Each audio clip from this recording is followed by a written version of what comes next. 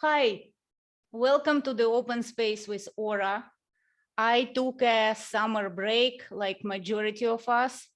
And as you know, I keep repeating it, I intentionally disengage, don't hide, but disengage from all things social media, except this little channel, which I started with one idea to talk with people who inspire me, who I've heard of, seen or read, and whose mind and way of thinking are connected with me in some way, in a few ways. And today's guest is one of these people, a person of fascinating mind. And for me, that's the highest I can say about the person, the fascinating mind. Joshua Mitchell, Dr. Joshua Mitchell, I would like you to introduce yourself to us the way you feel you want to. And before we keep going with our conversation, I want to tell our viewers that if you like what you see here, what you hear here, please share it with your friends as you feel appropriate. Dr. Mitchell, the stage is yours. Thank you, Aura. Please call me Josh. Josh. I am Joshua Mitchell. I have been a professor at Georgetown for 28 years. I'm also now affiliated with the Claremont Institute's Washington Center. And what else could I say? I'm an American, but I was born in Egypt. Some of my formative years were spent in the Middle East. I've spent the better half of the last 15 years in the Middle East, but mostly I'm concerned about the afflictions of America. And I do believe that moving back and forth between two cultures, you get a clear-eyed view about some of the problems. Josh, I would like to ask you a few questions that keep coming to my mind. And I really would like to hear what you think. I grew up in a place of affliction of Soviet Union. I would say it was slow agony and slow collapse, rotting and collapse of Soviet Union, disintegration of the big machinery. And I would like to ask you, how do you see the state of what we call America? I see it as getting more and more fragmented, but what do I know? More and more fragmented, more and more polarized. And is there even a chance for this monolithic thing called America, if it ever was that monolithic thing, maybe it was a myth, to come together, or it's impossible? So how would you see where we're at now and where we're moving toward? And if there are any preventative things that could be done, or we are doomed? I generally don't like to think that we're doomed, but increasingly I'm very worried. It just looks like not only are things falling apart overtly politically, kind of incompetence at the elite level, but it looks like all the institutions that we need in order to live well are slowly fraying on the edges. The families don't seem to work particularly well. Our educational system is falling apart. Politics is clearly dysfunctional. We have an economy in which we have growing divides between the few and the many, and those who are benefiting most don't seem to be too concerned about it. We have a profound problem of loneliness in our society as a whole, but I think especially among the young people who have a cheap substitute in Facebook, and yet they go home, or they fall asleep at night feeling terribly lonely, or take drugs to keep their loneliness away. I think a lot of people would see all that. What I've added to this conversation is the suggestion that one of the reasons why we're not trying to fix our institutions is because we're involved, as I say in this book I've recently written called American Awakening, we're involved in a kind of religious moment in America where the thing that seems to be most on people's minds is how they can escape from guilt. So I live in a small town, small college town, and I see so many people putting Black Lives Matter signs on their front lawn. And I will be the first to suggest that there's a racial wound in America that needs to be fixed.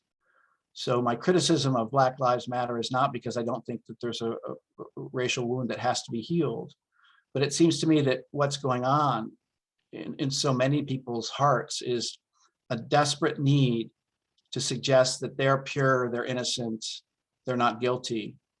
It's what I call a Passover ritual. You know, the story in the Old Testament is that God told the Jews to paint the blood of innocence of an innocent lamb on their lintels of the door, and death will pass them by. And Black Lives Matter signs in your front yard are something like that. You put a sign in your front yard that says, I don't deserve social death. I don't deserve to be canceled. And then you're absolved of any responsibility. So instead of solving particular problems, instead of trying to heal our institutions, the only thing that so many people seem to be concerned with is how poisoned are these institutions? How can we erase them? So at the very moment we need to fortify them, we have half the population saying our families are heteronormative, our churches are homophobic, our country's poisoned because of systemic racism. At the very moment when we need to fix all these institutions and heal them, we have half the population that wants to destroy them. So that is, I think, the deeper crisis. It's not simply that things are falling apart, it's that people want them to fall apart. That's a problem. I have a question. Speaking of Jewish tradition, I'm Jewish, I'm Russian Jew, which is worse. And I experienced a lot of real anti-Semitism toward me. And I always oriented myself, and more than that, when I came and I spent many years in the Middle East, like you are, living in Israel, ironically, I experienced some perverted kind of anti-Russian because I was considered Russian, not real Jew. Right. And people would tell me offensive slurs, but somehow I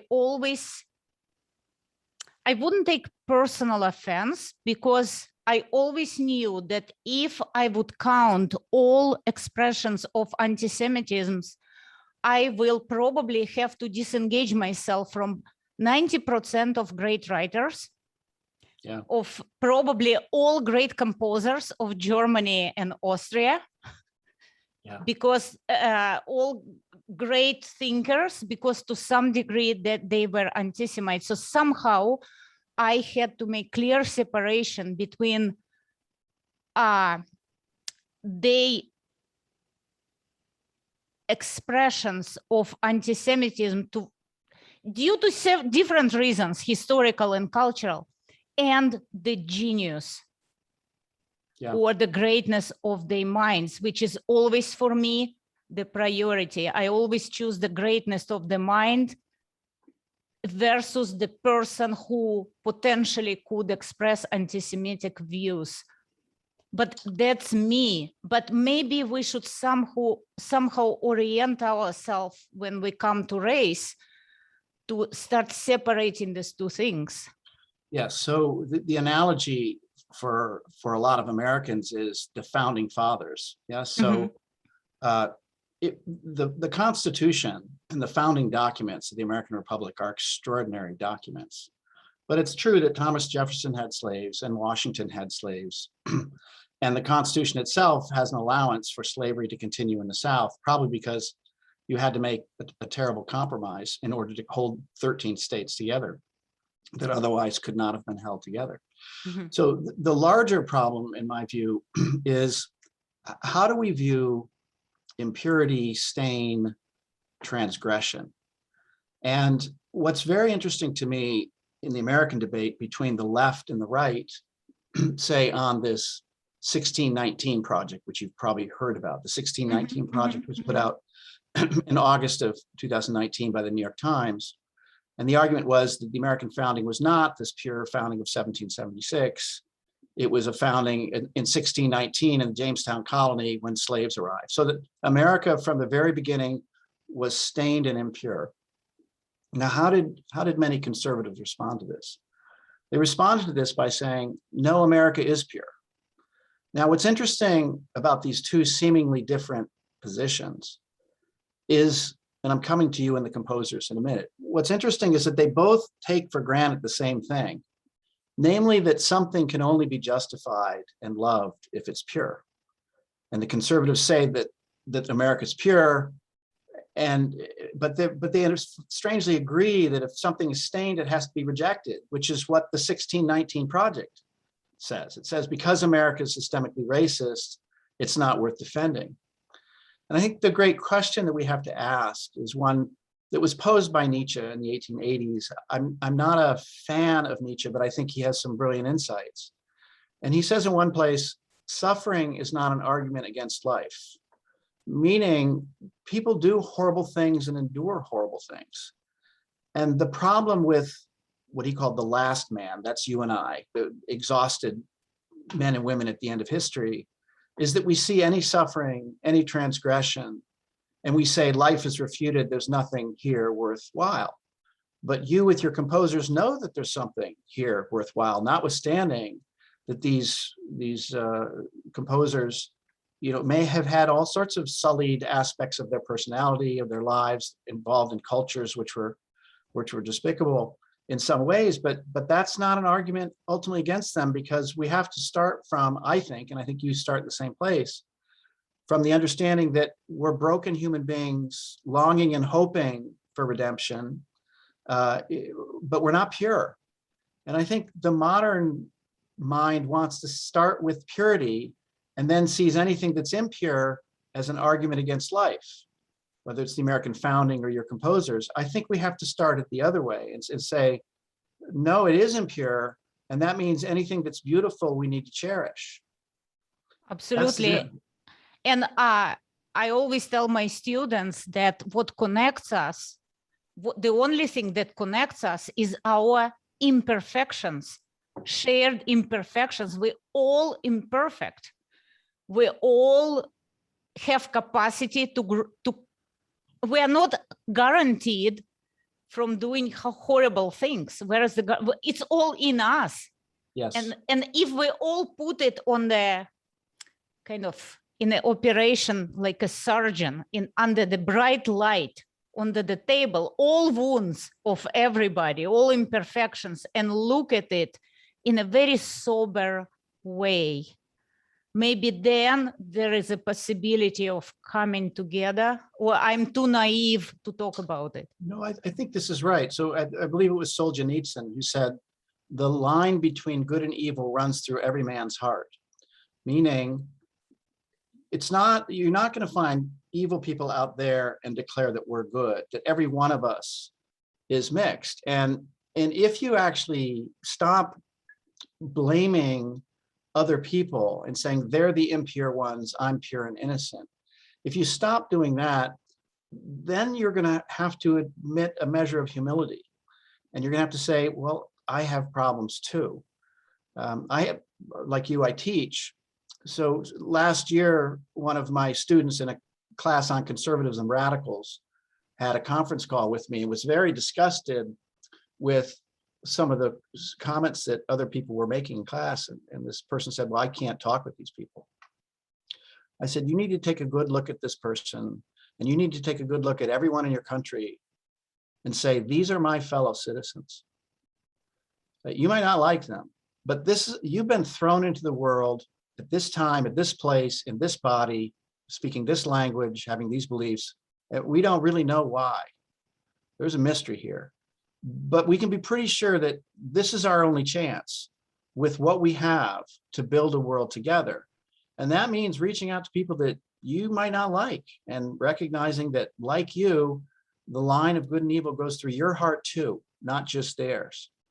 But again, what we're trying to do is to separate the pure from the damned here. The comment that Hillary Clinton made about the irredeemables and the deplorables, I think this is part of the reason why there's a kind of deep antagonism toward the elites in America, is because the elites have made this judgment that the common people are stained and impure, that, to press the matter further, that the only way to think in a healthy manner is to be committed to cosmopolitanism, to universalism, and anybody who believes in their nation and their particular family and their particular religion is somehow stained. So for example, people will say, I'm not religious, I'm spiritual. Well, what does that mean? So to be religious is to be committed to something very specific, but that's imperfect. But if you're spiritual, you hover over the whole world. This problem first emerged in the French Revolution, because the French Revolution was a revolution made in the name of universals, in the name of pure universals, and everything that was particular, the aristocracy, the church, everything that was particular was viewed as stained. And of course, we know how the French Revolution ended with the terror. And what philosophers understood, Hegel and Tocqueville understood, and they wrote in the aftermath of it, was that this terror was necessary. There was no other alternative, because if you're committed to cosmopolitan, pure universality that lifts you up above the stain of your nation and your family and your history, then the only possible response you can have to those who are committed to particularity is what was called the fury of destruction. And I think we're engaged in that right now around the world. We've got a group of cosmopolitan elites who think that they can escape from the wounds of their history, and I'm thinking of Europe in particular, by renouncing their nations and being committed to the United Nations or the European Union. And so the people who want to hang on to their nations are seen as authoritarian, the whole long list. And I don't doubt that there's some very sinister forces. So I'm not defending everyone who's defending their nation. There's certain forms of nationalism which are very pernicious. But the idea that somehow to be committed to anything particular is a stain, your home, your family, this is the pathology of our age right now.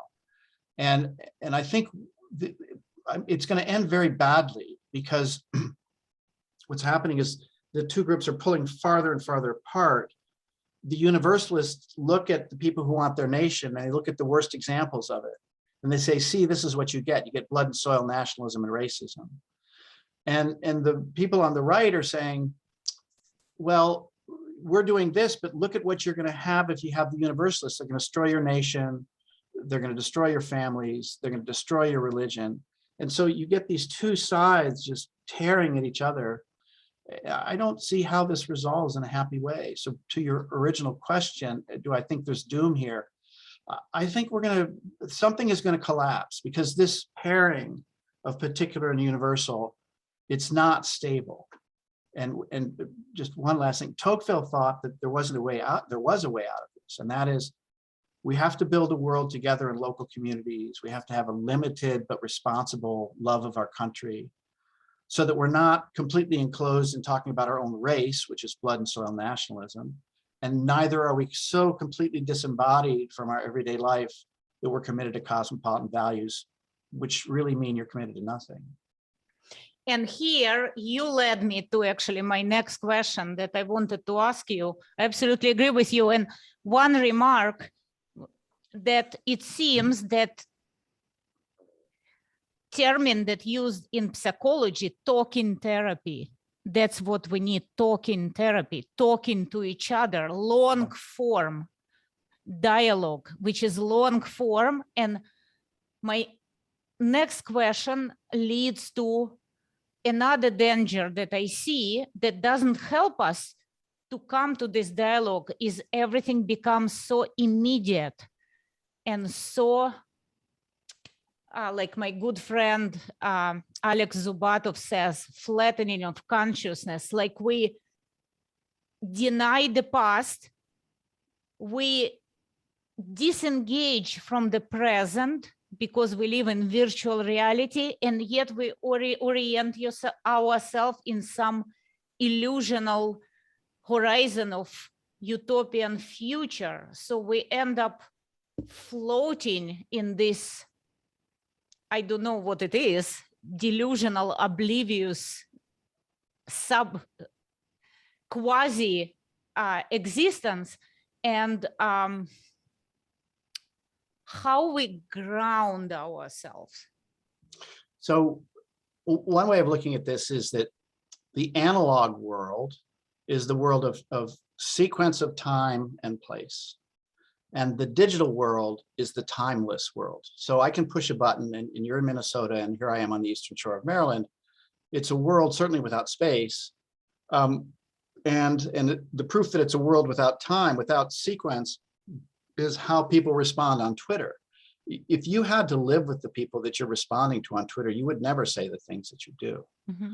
So my brief answer is we have to return to the world of a time and place and duration. This is why social media is so pernicious. You mentioned, I think you used the term long duration dialogue. Long form, like theme and variations. It's Yeah. like continuum. We Yes. need that unfolding. Things slowly have to unfold in order to get some understanding. Like Roland Barthes, one of my favorite writers, says, I'm terrified of people who understand things too quickly. And he talks about drip by drip understanding, like drip by drip filtering coffee versus instant coffee. Yeah, I agree. So I would put it this way. Let me add something to this. So it's not only long form dialogue, because you could say a university should be long form dialogue, but I think it has to be long form dialogue in a lived context. Mm-hmm. So it's the long form dialogue of us continually working with our neighbors, continuing working at the level of local politics, local civic associations. And when you do that, you build up this vast reservoir of trust, you build up competence, you get pulled out of yourself, which is, I think, one of the great problems of the modern age, is that we collapse inside of ourselves. So we know what we're supposed to do. We're supposed to build a world together in community. And as we said earlier, sometimes you're going to say horrible things to your neighbors and they're going to say horrible things to you. But the next day you have to face them and you have to say, I'm sorry. Look, living in face-to-face relations in day-to-day life in long form is really, really hard. And so it's not an accident that we would search for shortcuts. And I think social media gives us a shortcut. But I think we need to be careful, because I don't want to say, let's get rid of the digital world and go back and live in burlap bags in local communities. I don't own that. So I think we need to find a responsible way to think about this. And I have a suggestion for this. So I'm going to make the distinction between supplements and substitutes. Yes. So when you're having a meal, you can have a supplement, a vitamin, and it can enhance the meal and you can become healthier. But the vitamin, while it can be a supplement, cannot be a substitute for the meal, because then you're going to get sick. So let's do Facebook here. Facebook friends is an interesting term. It supposes that you know already what friendship is. That's the meal. And then through this digital venue, you can extend your understanding of friendship. So that Facebook is in a way the vitamin to the meal of friendship. And as long as the digital thing called Facebook is a supplement to the analog thing called the meal, then it can actually enhance our powers. The problem, though, is that human beings are looking for shortcuts. And it occurs to them that maybe we can bypass the meal, the hard work of figuring out what friendship is, and just go right to Facebook friends and have thousands of Facebook friends. But slowly but surely, as you do that, you lose the difficult art of forming real friendships. And then all those Facebook friends mean nothing. So the best example of this is to be found in an essay by Rousseau in 1751. It's now called The First Discourse. Mm-hmm. And he says, ancient soldiers had courage, modern soldiers have strength. And what he meant by that was the ancients understood what courage was. And if you put on a weapon and you are courageous, you become fierce. But he said the moderns are going to look for cheap shortcuts. We're going to look for strength, meaning more and more weapons. And we're going to lose sight of the fact that we have to have courage to use the weapons well. And we can have lengthy debates about Afghanistan, but it was quite clear that we had all the military weapons in the world in Afghanistan, but we didn't have the courage, which seemed to be what the Taliban had. They were willing to fight and die. And again, I don't want to say go beyond that, but simply to indicate this is exactly what Rousseau saw would happen, that the modern world would look for cheap shortcuts. We would look for substitutes rather than supplements. So I think the right way to think about this analog digital thing that I'm saying is social media, all these things can be supplements and can empower us if we still develop in long form things like friendship and courage and love. And then we can use the digital medium. But because we're creatures who are longing for shortcuts, we say, I'm not going to do that hard work of getting courageous and building friendships. I'm just going to find the cheap substitute. I'm going to spend hundreds of billions of dollars on weapons, and I'm not going to care if my soldiers have courage. I'm just going to have as many Facebook friends as I can, but I'm not going to even talk to my friends anymore. We're not going to go out and have coffee anymore.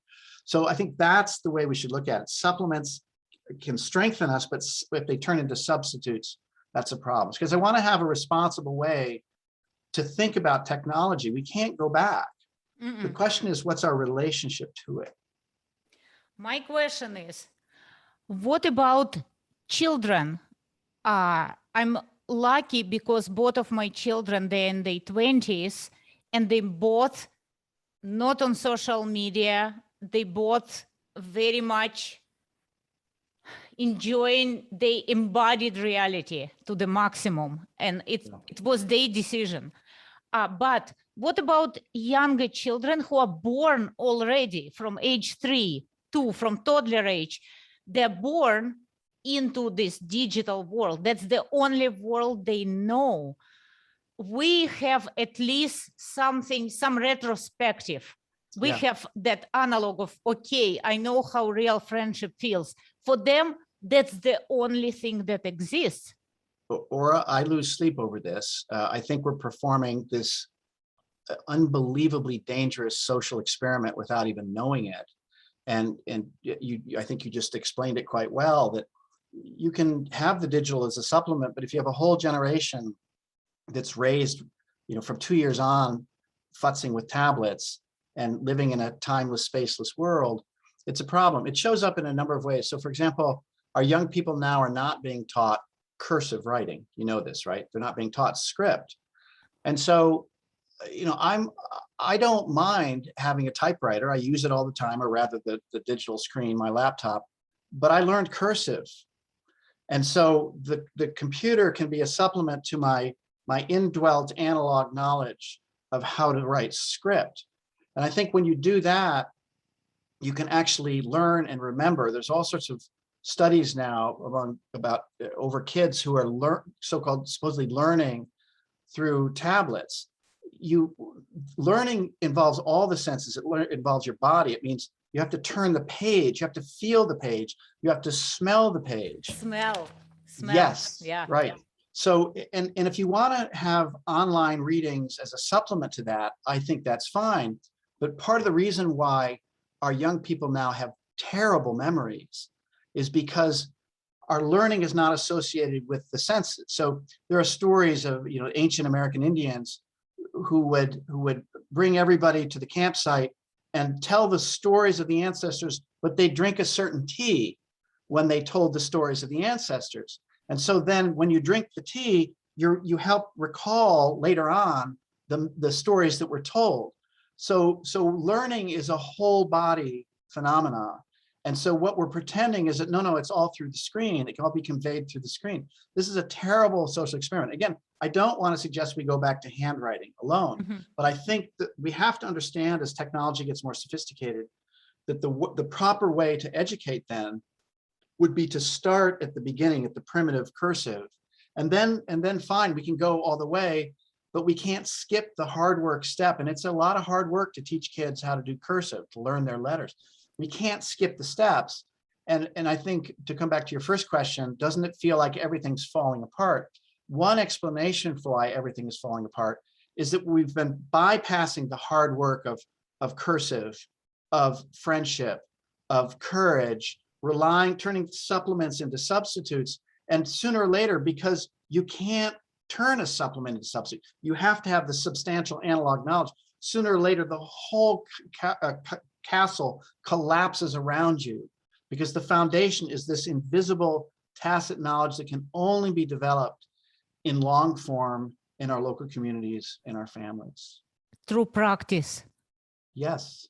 And that's So why I'm behind thinking about practicing an instrument or Yes. practicing cooking, the process of not even eating the real meal, but cooking from scratch. It's becoming almost critical for our survival, intellectual survival, developmental survival. So on those lines, I just have a quick story to tell.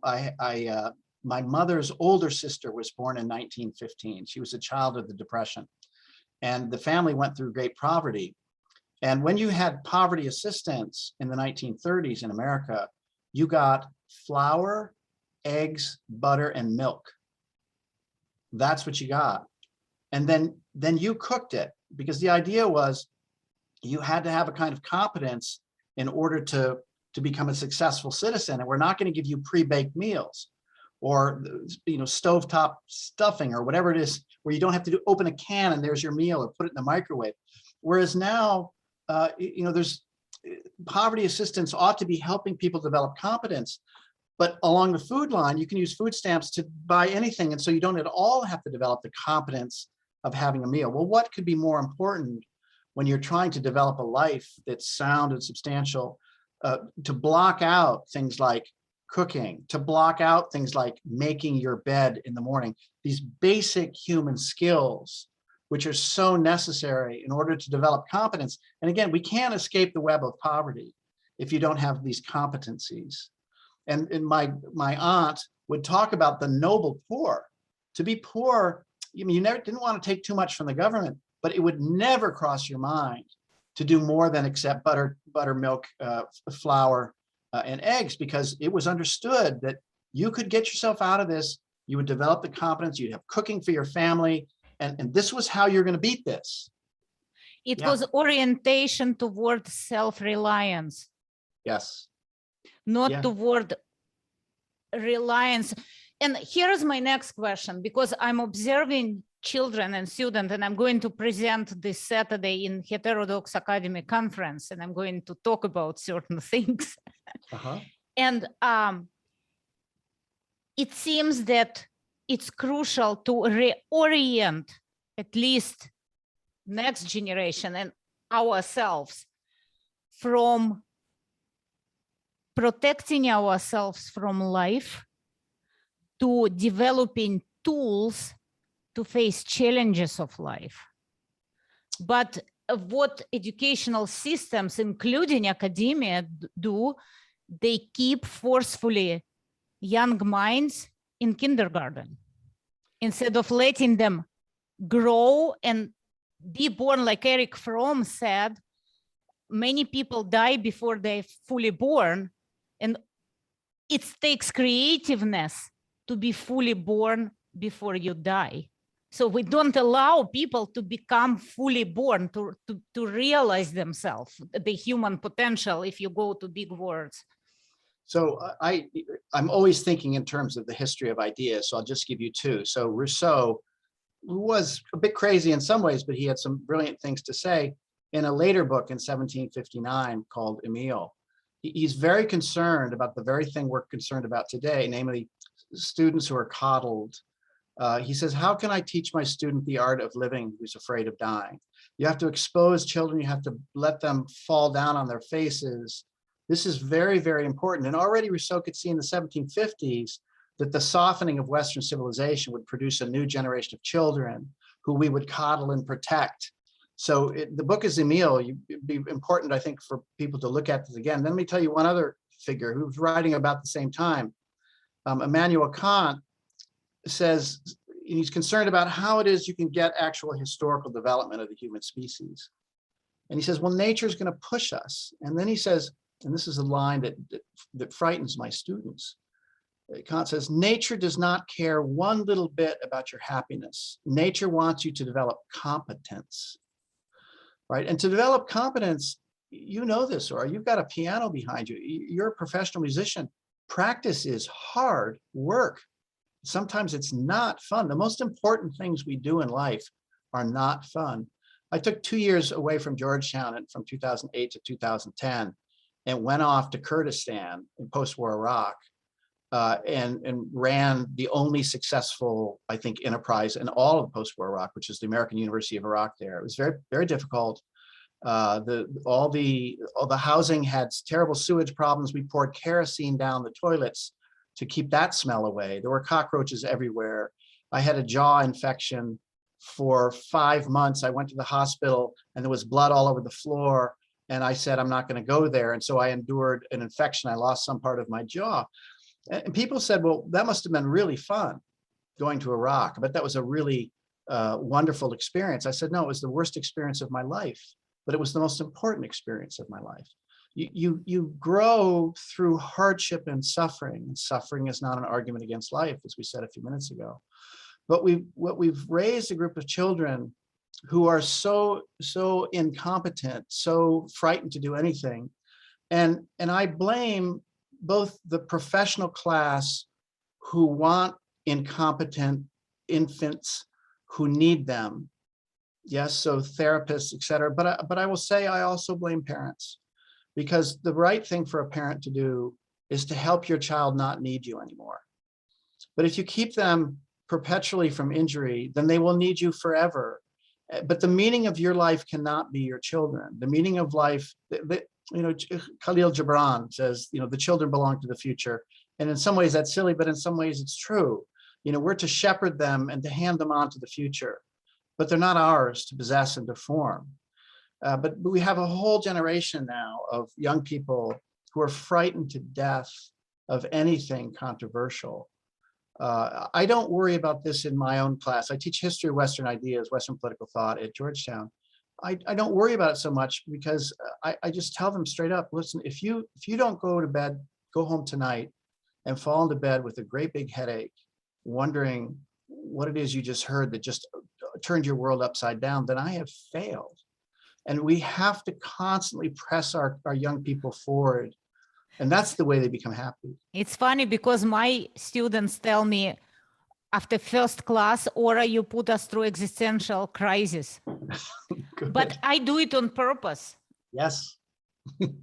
Because otherwise we lose absolute immunity that protects us from hardships, from anything that goes our way. And yeah. But I find it's very hard for young generation to develop this because they are so dependent on the image. That's another thing I wanted to talk with you about, the obsession with self-image versus authentic self, whatever. I'm cautious using the word authentic, but to me, the image and the self are different things, or gender identity or other things. Yeah. It's not the self, it's something else. So that's another substitution going on here, I think. What are you thinking about it? I agree. So we all have an idealized image of who we are, and it gets torn apart each and every day of our lives, as it should. What digital media allows you to do is to present that image and present only that image. And so you say, all the great things you did on your vacation and how everybody in your family is just doing perfectly well, and nobody can challenge you on it. And if they do, you can defriend them. And then another thing, which I think is terribly important, which nobody talks about, is the distinction. How should I put this? Young people are using text messages rather than phone calls.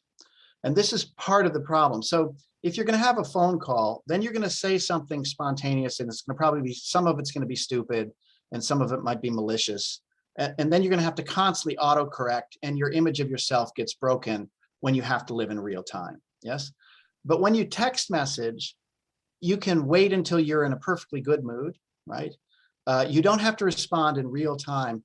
And I ask my students, who claim that they're these people who are going to transform the world, I say, do you live in real time or in virtual time? And my test of this is I ask them, will they spontaneously call up their friend and say, let's go do something? Very few of them do this. They all text message because they're frightened of interrupting. Because everybody has to have this perfect shell, and they don't even want the other person's shell to be broken. They don't want them to yell at yourself for trying to contact them. So the self-image, what I call selfie man, by the way, that's my term. We've all developed into selfie man, where we present ourselves, with the world as our background. I told my students the other day that it is philosophically important that 500 million selfies are taken a day around the world, maybe more, maybe 1 billion. I have no idea. But what is a selfie picture? A selfie is, I'm the most important thing, and the world itself is my backdrop. I mean, that is an extraordinary claim about how important you are, right? So my view is, sure, we have these imagined views of who we are.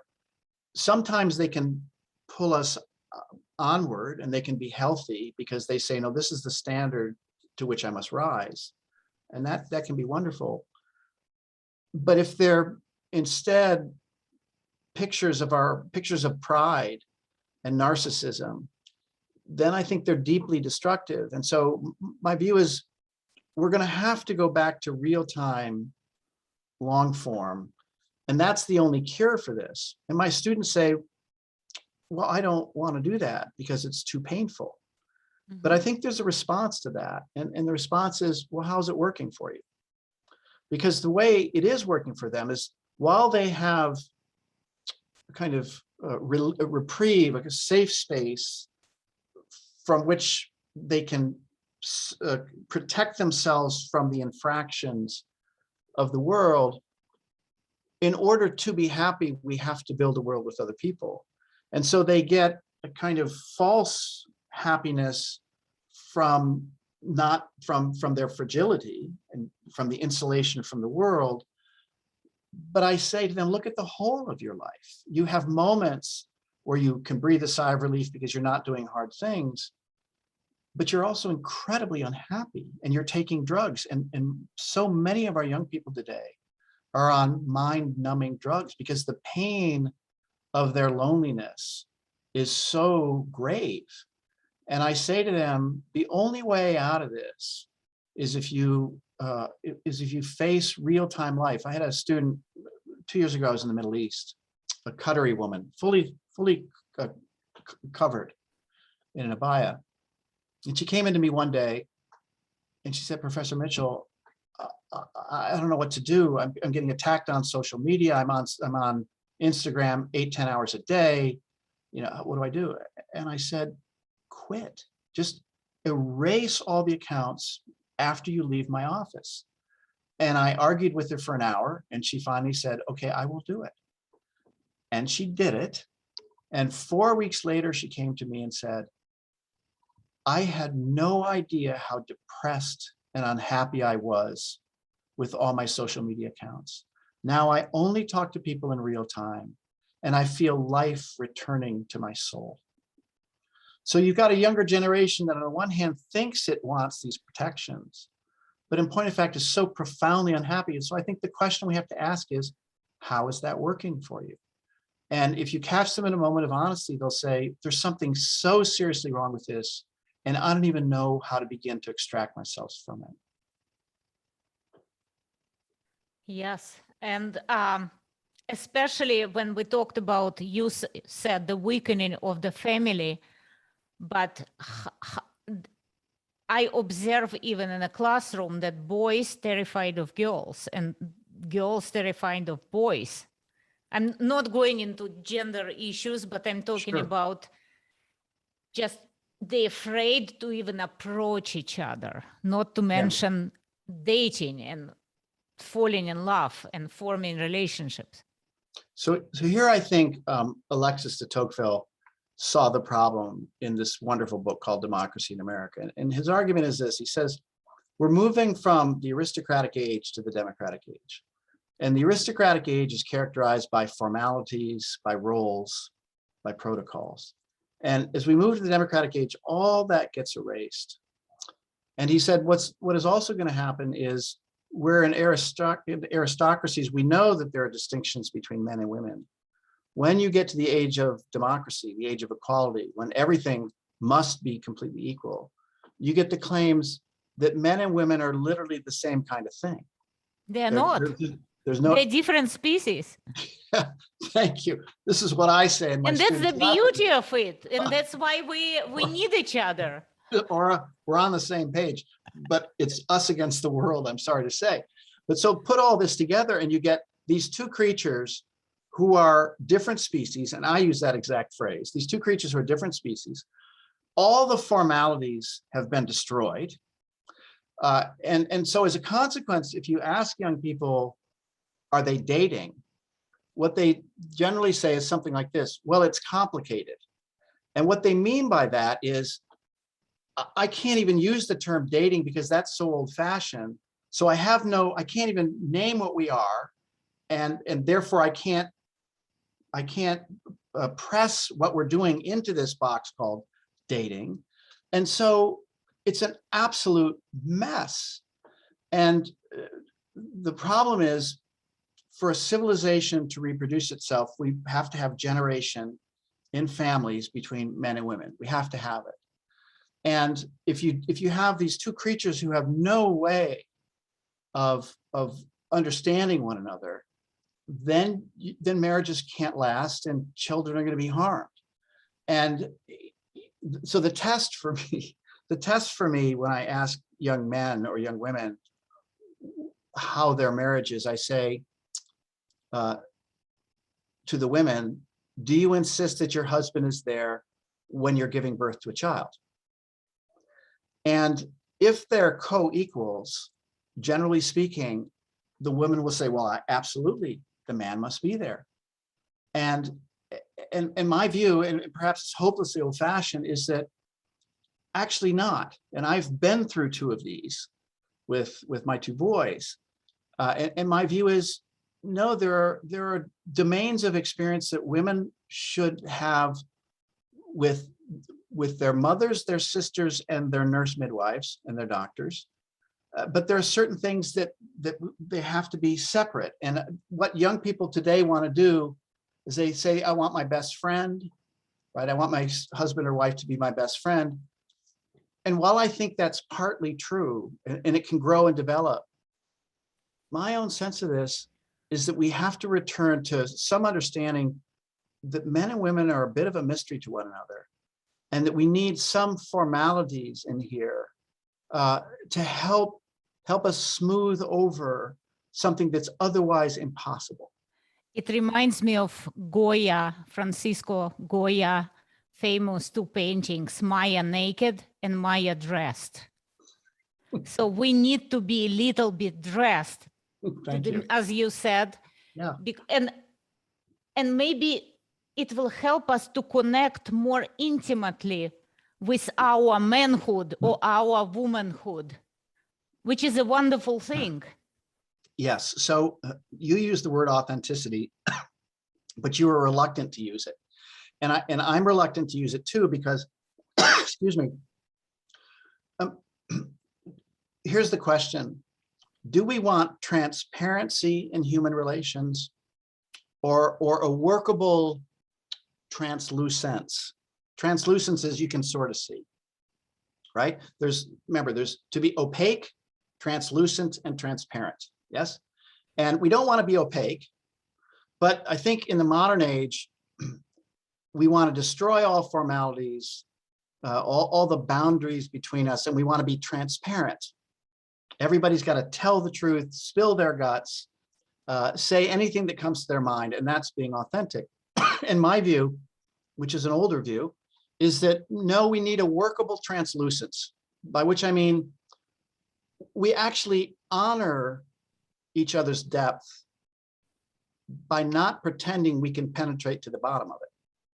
When we search for authenticity, the supposition is that we can actually understand, a man can understand a woman's depth and a woman can understand a man's depth.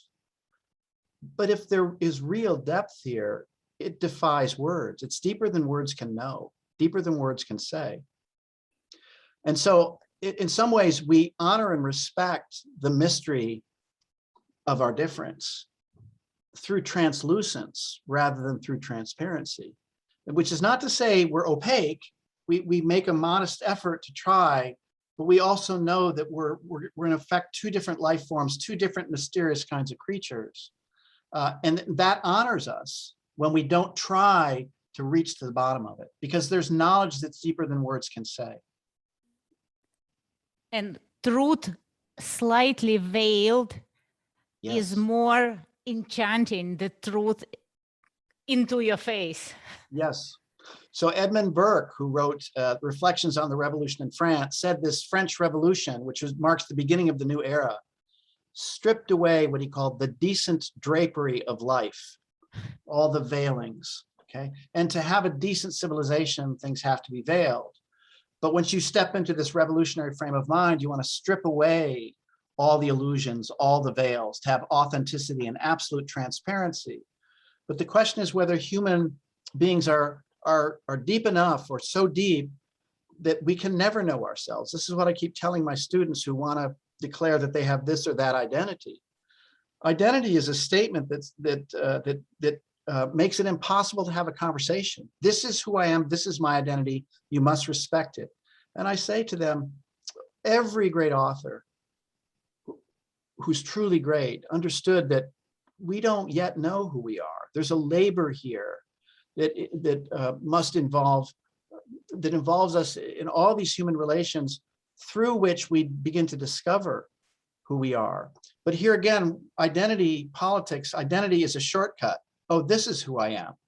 And you've got plenty of professionals out there who will make up all these different identities and say, well, your problem is you're just this identity. And once you understand that you're this identity, then everything's going to be fine. And then young people step into those identities and say, well, that's the answer to my problem. There's no identity that's an answer to your problem, because we're deeper than any proclamation about who we are. And coming back to the competence and mastery, when I go to doctor to have a surgery or to dentist to fix my teeth, I don't care about dentist identity or gender. I care about what kind of professional he or she is. Yes. So this is absolutely right. And in my understanding right now, I think we have two choices going forward.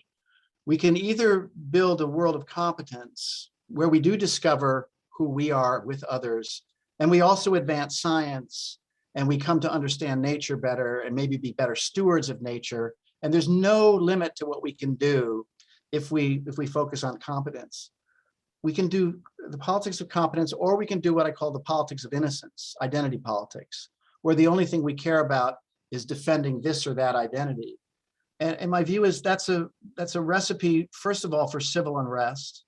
And secondly, and people don't like it when I say this, only a hegemonic power can do this, because the world is never-ending competition, which means you always have to have competence at the front of your mind. And only a world power that has no competition can even indulge this fantasy that we can do away with competence and start talking about whether we're innocent or guilty. And so I think it's not an accident that this identity politics stuff has emerged after 1989, when America emerged as a unipolar power. When you don't have any competition, you don't have to worry about competence. I dimly remember the early 60s. And of course, there was this Sputnik moment for America. The Russians had put up a satellite. We were in a real competition here. And the whole of my early education was all about math and science. Nobody cared whether you're a man, a woman, black or white. They did not care. Can you do the math? Can you do the science? Can you do the chemistry? That's how we were pushed. And you have to think about competence when you're in competition with other nations, because you could die if you don't. But only in a so-called post-war world where the US is a hegemonic power can you indulge this fantasy of identity politics.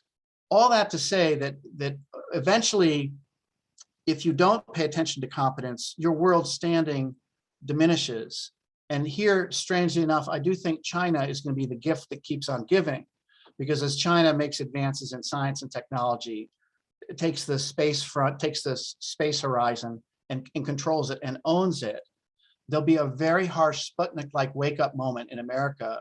And I think that's one of the reasons why we will put down this identity politics stuff. It will be a matter of survival. Yes. So it will push us to wake up. Yeah. I agree. Yeah. I agree. And here, remember Kant, nature does not care about your happiness, she cares about your competence. And we're supposed to be happy with these identity politics categories. And Kant says, no, nature cares only that you keep going and developing your competence. And your happiness is not the call here. It's not what's most important. I agree.